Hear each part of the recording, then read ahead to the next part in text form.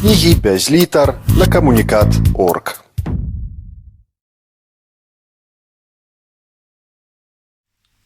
Двадцять лютага гэта дзень роднай мовы. З гэтай нагоды ў рамках праекту кнігі без літар на камунікат.орг сустракаемся з мовазнаўцам Вінцуком Вячоркам. Добрый дзень, вітаю. Добрый дзень. Спадар Вінцук, у 2009 годзе ЮНЕСКО уключыла беларускую мову ў лік тых, якім пагражае знікненне. Ці, на вашую думку, сёння пасля больш чым 10 гадоў з гэтага моманту сітуацыя хаця крыху палепшылася, ці ўсё ж такі гэта працэс незваротны, якога нельга затрымаць? Гэта звесткі так званай мапы моваў пад пагрозай, укладзенага спецыялістамі ЮНЕСКО. Яны аналізавалі і аналізуюць перадусім здольнасць пэўных моваў перадавацца ў пакаленнях, дынаміку зменаў працэнту людзей, якія прызнаюць пэўную мову роднай, валодаюць ёй, сітуацыю ў школьніцтве, у мас-медыя і так далей. І там 5 ступеняў. Ад белай ступені, першая ступень пагрозы, акурат на ёй знаходзіцца беларуская мова, да чорнай ступені, калі пэўная мова ўжо знікла. Так што, так бы мовіць, перспектыва такая змрочная перад намі ёсць.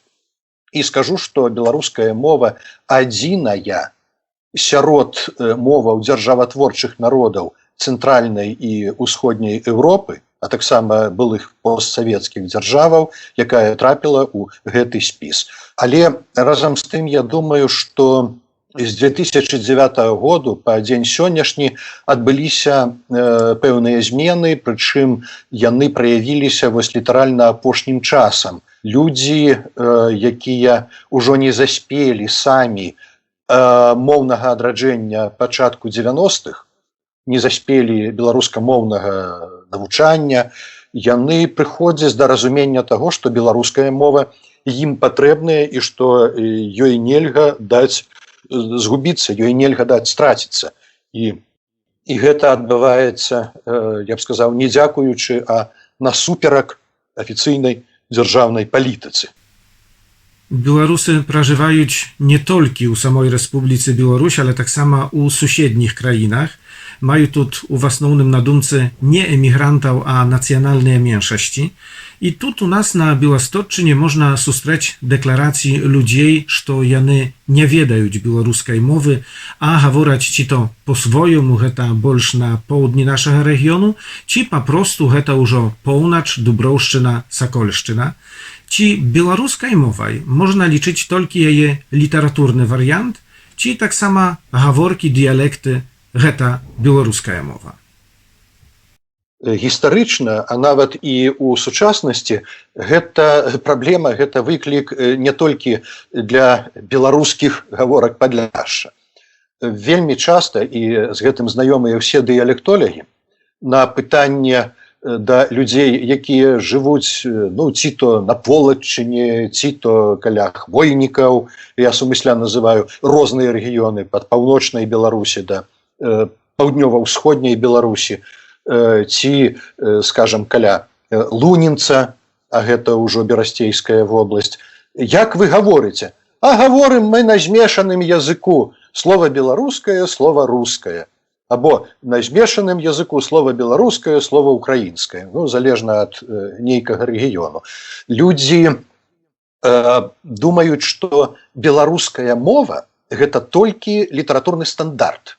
Той, якому вучаць у школе, прынамсі, прадмет беларуская мова захоўваецца ў расейскамоўных школах Беларусі, ці раней, як гаварылі ў радыё. Это калі яшчэ радыё, кабельнае радыё было ў кожнай хаце. Зразумела, што ні ў якім разе нельга лічыць беларускай мовай толькі адзін літаратурны стандарт. Беларуская мова – это ўсе яе праявы. Гэта і дыялектная мова, і паўночная, і паўднёвая, і ўсходняя Беларусь, і Віленшчына, і Падляшша. Гэта і змешаныя тыпы маўлення ў беларускіх мястэчках і прадмесцях гарадоў, калі аснова фанетычна інтанацыйная беларуская, а словамі часта яна запаўняецца расейскімі. Ну, падазраю, што нешта падобнае можна спаткаць і на Падляшшы, толькі замест расейскай лексікі будзе ўжо лексіка польская. Але грунт, аснова, матрыца, яна ўсё роўна ў гэтай мовы не расейская і не польская. Ну, часам такую мову называюць трасянкай, гэта не навуковы ніякі тэрмін. Трасянка – гэта мяшанка сена і саломы, трошкі такі абразлівы, крыўдлівы.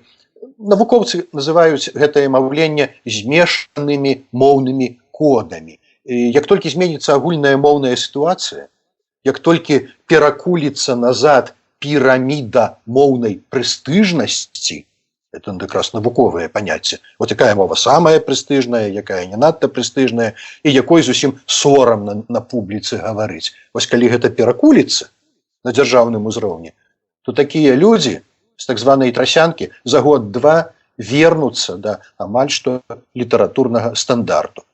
Вярнуўшыся на Падляшша, ну, зазначу, што я все ж таки я не дыялектолог па асноўных навуковых зацікаўленнях, мяне якраз больш цікавіць літаратурная мова і яе фармаванне. Ну і пагатоў я не магу дараўнаць у веданні падляшскіх гаворак спецыялістам, даследавала тыя гаворкі і Ніна Баршчэўская, і раней Эльжбета Смулкова даследавала, і шмат ёсць іншых выбітных дыялектолагаў, палявых знаўцаў, ну і людзі, якія з практыкі ведаюць гаворкі, ну той жа Ян Максімюк, які спрабаваў кадыфікаваць тыя гаворкі як асобную літаратурную мікрамову. Але агулам кажучы, я скажу, што в прынцыпе падляшскія гаворкі гэта працяг гаворак на тэрыторыі беларускай дзяржавы.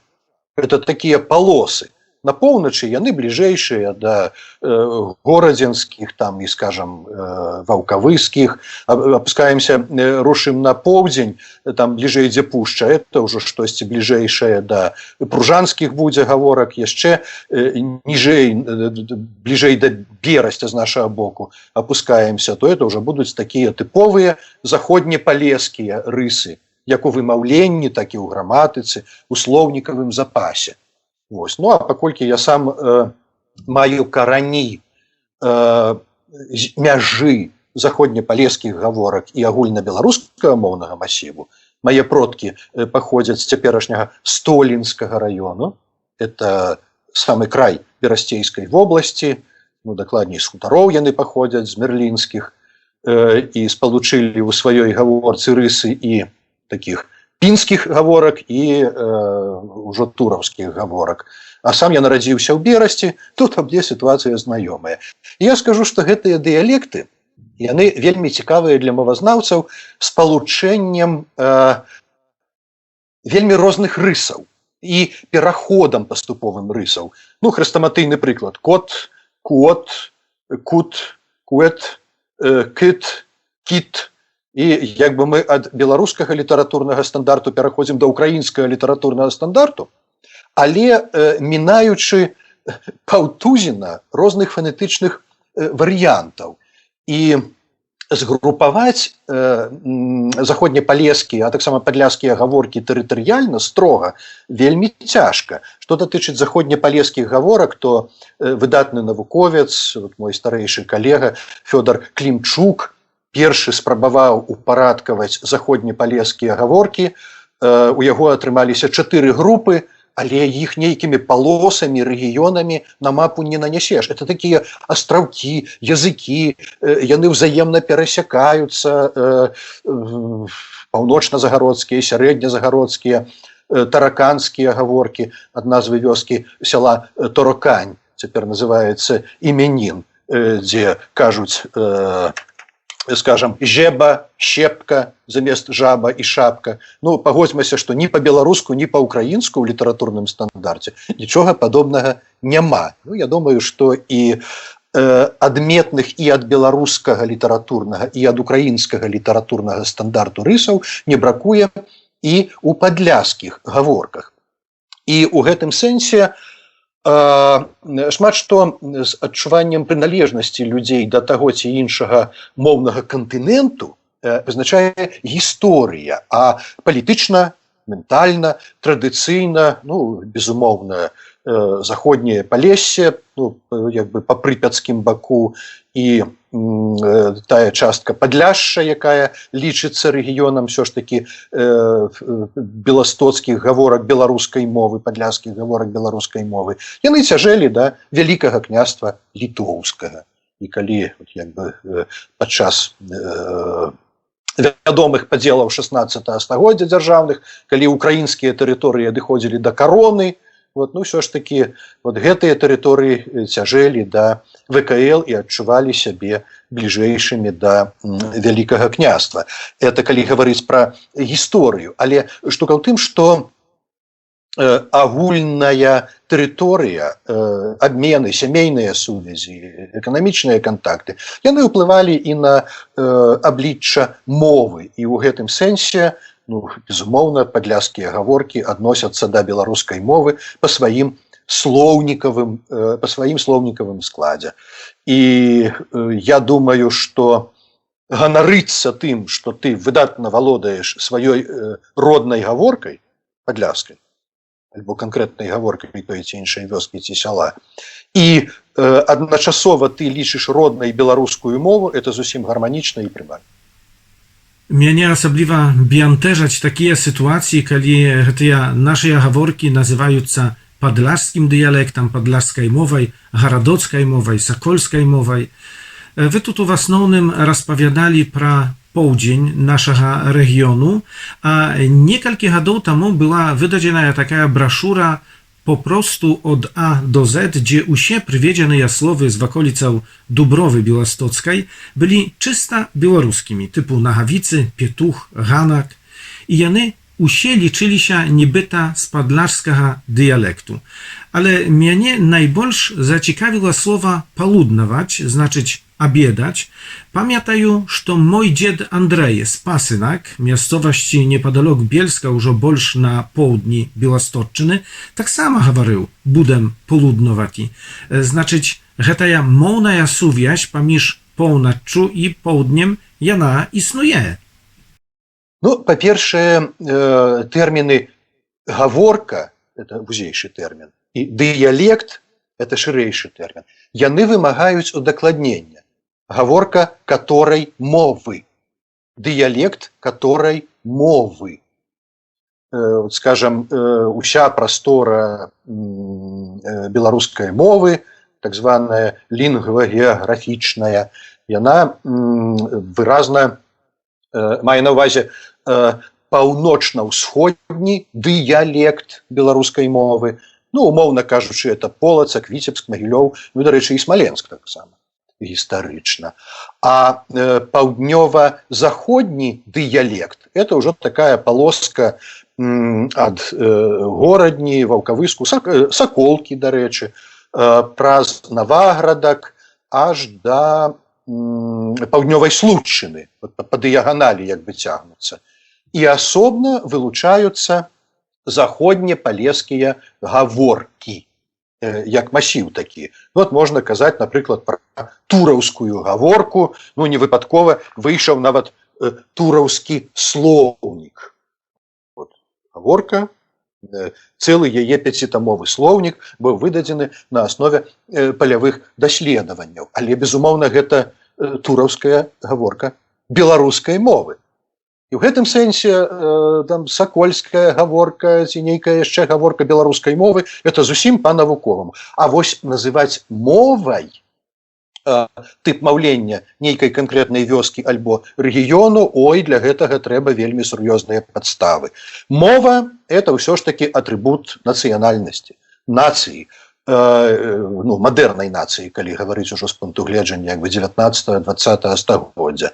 А народаў, нацыяў у нашым рэгіёне Еўропы, якія адбыліся, не так і шмат.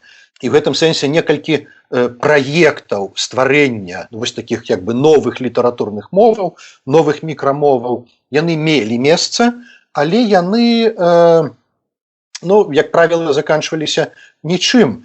Прыкладам, усе мы добра ведаем, што ёсць такая польшчызна Крысова.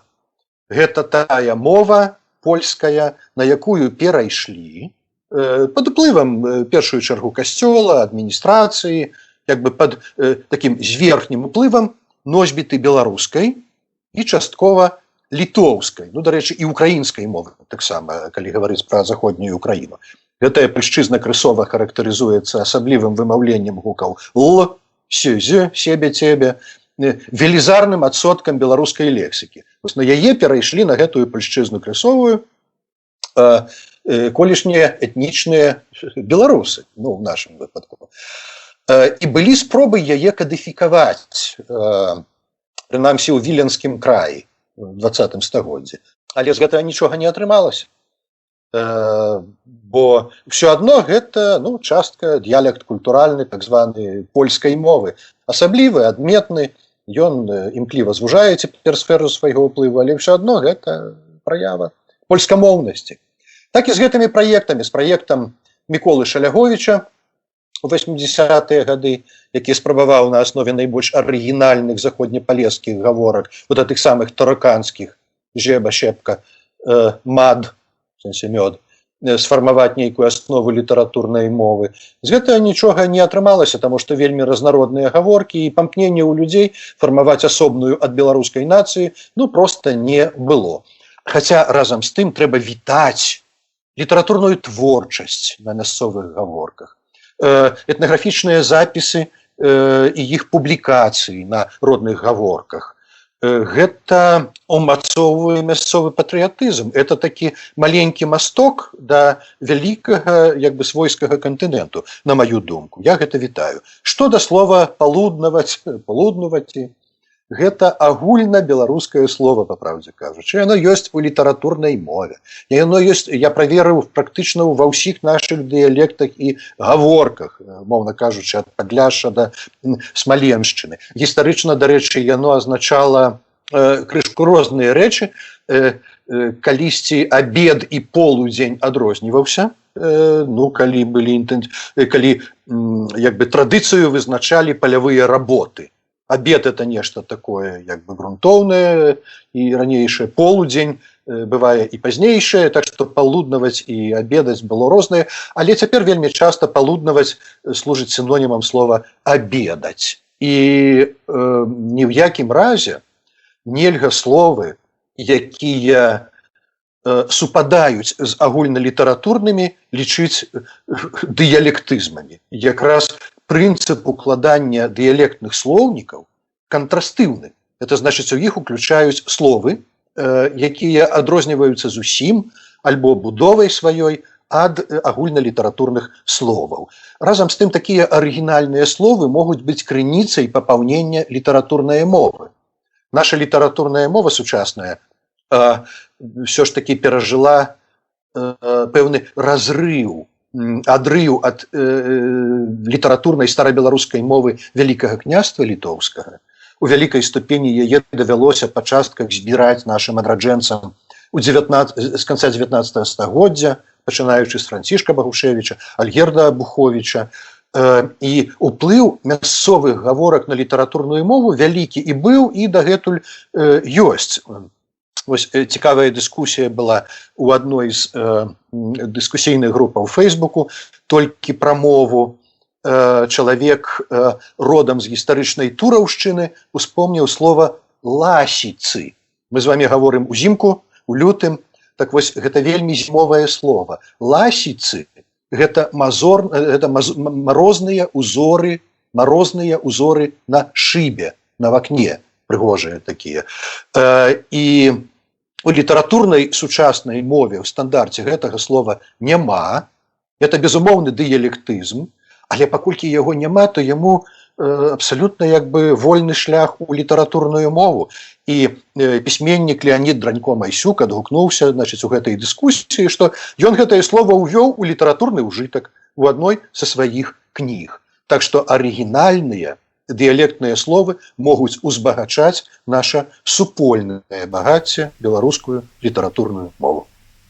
Спадар Вінцук, вы згадалі пра гэтыя пераходныя палосы, ці то паміж украінскай і беларускай ці паміж расійскай і беларускай мовамі. Тут у нас на Беластотчыне часам узнікаюць такія сумненні, ці гэтая наша гаворка, яна беларуская, ці гэты наш дыялект, ён беларускі. Ці наогул можна неяк канчаткова вырашыць гэтае пытанне, ці можна па-навуковаму знайсці для яго вытлумачэнне? Увогуле, паласа, пра якую я ўжо гаварыў, умоўна кажучы, з поўначы на поўдзень, альбо з паўночнага ўсходу на паўднёвы захад, гэта такі кантынуум, это паступовы пераход. І правесці такую жорсткую радыкальную мяжу, як, напрыклад, паміж польскай мовай і нямецкай мовай, правда, на захадзе Польшчы. Тут у нашай сітуацыі практычна немагчыма. Калі людзі у мове сваёй не маюць дзекання-цекання, літаратурны наш стандарт патрабуе дзеці, а кажуць «ходзіце, робіце». Я думаю, што і такі варыянт маўлення мы знойдзем на Беластотчыне, як і ў Берасцейскай вобласці, у Рэспубліцы Беларусі. Гэта і не беларуская літаратурная стандартная фанетыка, але ні ў якім разе і не ўкраінская «ходити, робити», правда? Таму гэтыя рысы, гэтыя асаблівасці фармальна можна апісаць і як тыя, і як сія, і трэба сказаць, што украінскія мовазнаўцы, патрыятычныя, яны часцяком усе тэрыторыі, дзе няма дзекання-цекання, хлоп і адпісваюць украінскай тэрыторыі. Але ўсё ж такі сур'ёзныя мовазнаўцы, то я касавуру вачыма звяртаюся да працы нашага дыялектолага выдатнага, адышоў ён, на жаль, гаспадара Крывіцкага. Ён піша, што, скажем, калі гавораць сёстры зелёный гаворках, то гэта вельмі значнае адрозненне ад украінскага сестры і зеленый, альбо тепло, весна, село, до мене, контрастно з українським тепло, весна, село, до мене, з українським літаратурним. І не тільки з українським літаратурним, а навіть з волинськими українськими гаворками. Так що знайсці рысы, якія аб'ядноўваюць мову пэўнай вёскі, вымаўлення, ужытак словаў, граматыку, якія аб'ядноўваюць беларускай мовай, заўсёды можна, і гэта будзе аргументавана, гэта будзе моцным аргументам за тое, што гаворка ўсё ж такі належыць да беларускай мовы. Але, ўжо строга кажучы, тут нямала залежыць ад самасвядомасці людзей, носьбітаў гаворкі. А як сітуацыя з гэтымі пераходнымі палосамі выглядае ў іншых краінах? Гляньма хаця б на захад Еўропы, Нямецчына, Аўстрыя, Швейцарія, Францыя. Ці гэта можна неяк параўнаць з Беластотчынай, з Падляшшам? Там, вы пералічылі краіны, там трошкі іншая сітуацыя, скажем, з ніжненямецкім дыялектам, тым, які бліжэй да Балтыйскага мора. Яго сапраўды можна трактаваць як такую суцэльную пераходную паласу ад агульнанямецкага, такого сярэднянямецкага стандарту да галандскай, да нідерландскай мовы. Некаторыя рысы паступова змяняюцца, і ўрэшце рэшт самае натуральнае нідерландскае маўленне, асабліва зычных, мы чуем. І на аснове гэтых гаворак, там, дзе была для гэтага эканамічна-гістарычная падстава, былі спробы ўтвараць, альбо нават і існавалі такія прамежкавыя літаратурныя мовы, скажам, фрызская мова, мова фрызаў. Цяпер на тэрыторыі Нідерландаў, але таксама і на тэрыторыі цяперашняй Нямецчыны. Ёсць на ніжненямецкіх дыялектах літаратурная творчасць.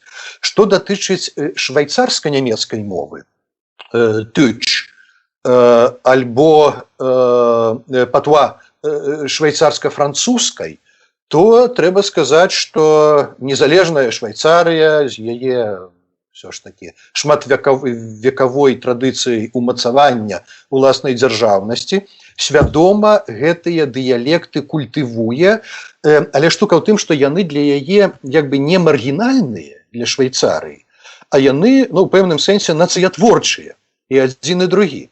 І таму на іх нават перыёдыка выходзіць, і сайты ёсць на гэтых дыялектах, можна знайсці. Ну, пры тым, што як бы агульнанямецкі і агульнафранцузскі стандарт там, безумоўна, прызнаюцца.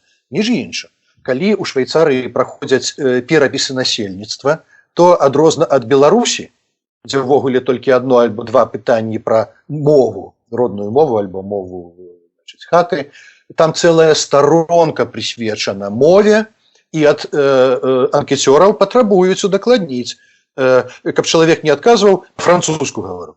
Французская моя родная мова. Не, мусіш удакладніць, который французскі дыялект ты выкарыстоўваеш. Это важна для моўнай палітыкі швейцарскай дзяржавы. Ну, кажу, тут ёсць важнае прынцыповае адрозненне. Ўсё ж такі гэтыя этнамоўныя, этнадыялектныя групы ёсць грунтам, падставай, падмуркам для Швейцарыі. У нашай беларуска-польскай сітуацыі так не ёсць, ўсё ж такі. Беларуская мова ёсць альбо павінна быць фундаментам, падмуркам беларускай нацыянальнай дзяржаўнасці.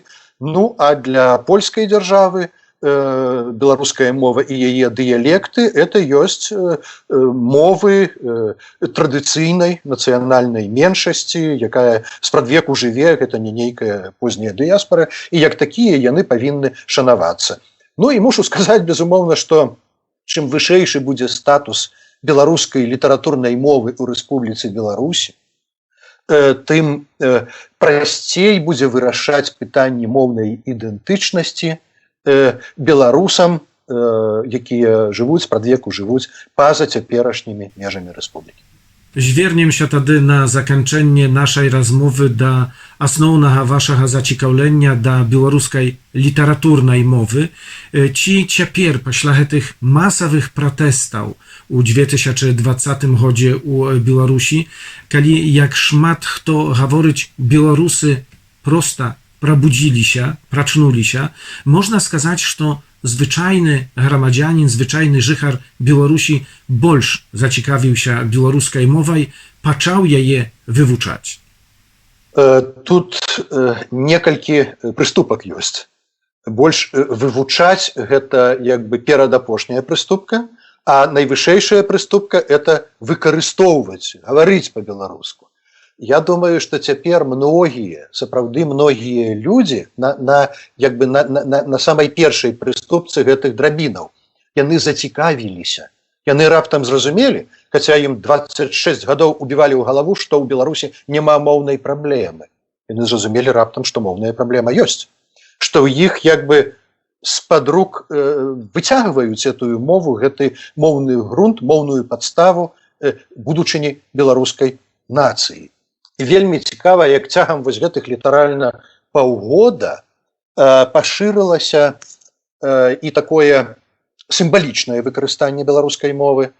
Скажем, ёсць такі феномен лякальныя сцягі мясцовых супольнасцяў. Ну, прадмесцяў вялікіх гарадоў, вёсак, іншых паселішчаў. Аснова бел-чырвона-белая, ну, а там на ёй, на яе аснове альбо геральдычны знак, альбо нейкі сімвалічны, жартоўны знак. Ну, скажем, для жабінкі, ну, безумоўна, жабу ўзялі такую жыццярадасную.